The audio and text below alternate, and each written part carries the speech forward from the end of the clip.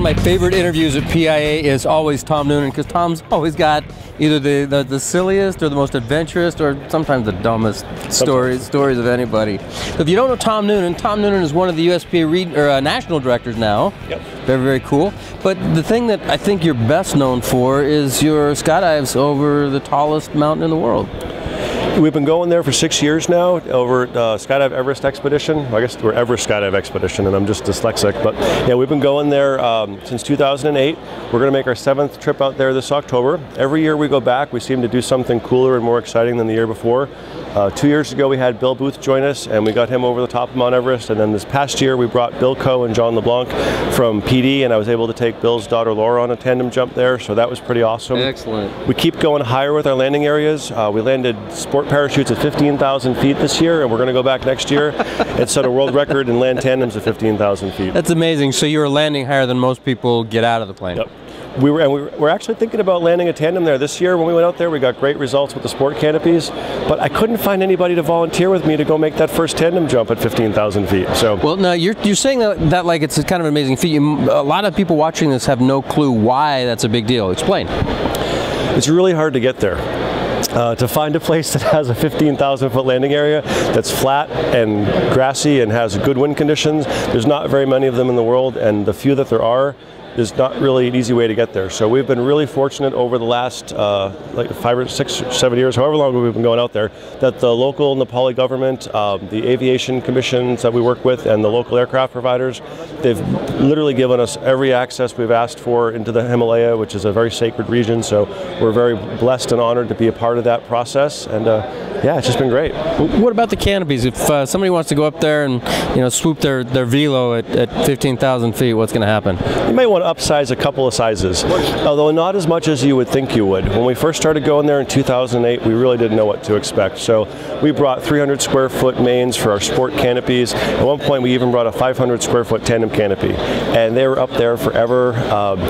We realized that while the air density was lesser at those altitudes than landing at, say, sea level, that the canopies today that are being manufactured are so aerodynamic and they're so well functioning at those altitudes that we've gone smaller and smaller with the parachutes. So now typically we'll land like a Spectre 170 this year versus a Silhouette 260, from 4 years ago. We're getting smaller in the canopies because our confidence levels keep rising as the success levels keep going up. So every year we bring 1 or 2 what we call project canopies, a canopy we haven't flown there the prior trip, and so I won't tell you what we're bringing up next year, but it may have cross braces in it. I'll leave it at that. So the problem is we can't find landing areas flat enough that are that long or long enough to be able to swoop, because there's so many valleys and ridges. You might see someone coming down on a velocity, they'll cover 400 feet, go off the end of the runway, and then there's a 3,000 foot drop off to the next landing area. So it's a little bit complicated in that respect. Well, I've actually seen something like that. I was down at the Grand Canyon with Jay Moletsky and Jonathan and Shannon and Ian, and they were doing 300 foot swoops along the top of the Grand Canyon. Yep. And then the next landing area was another 1,000 feet below them. So it might be kind of fun to do that at 15,000 feet. Well, the only difference I can think of is that if we landed off at that lower drop zone, it would take a day and a half to walk back. I can't imagine those guys had to walk out of the Grand Canyon, whereas if we get stuck there, we're going to have to walk out, and that could take a while. No fun. Well, if the folks at home, is there anything you want to share with them that we're not talking about right here, if you want to leave them with a last thought?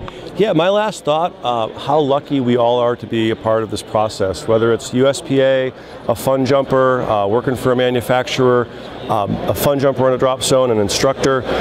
Everybody that's out there, I would ask you all to take a moment, think about all the things that skydiving has done for you and given to you in your life, and try to figure out a way to pay it forward, whether it's the friendships that you make over the years, the awesome experiences that you have.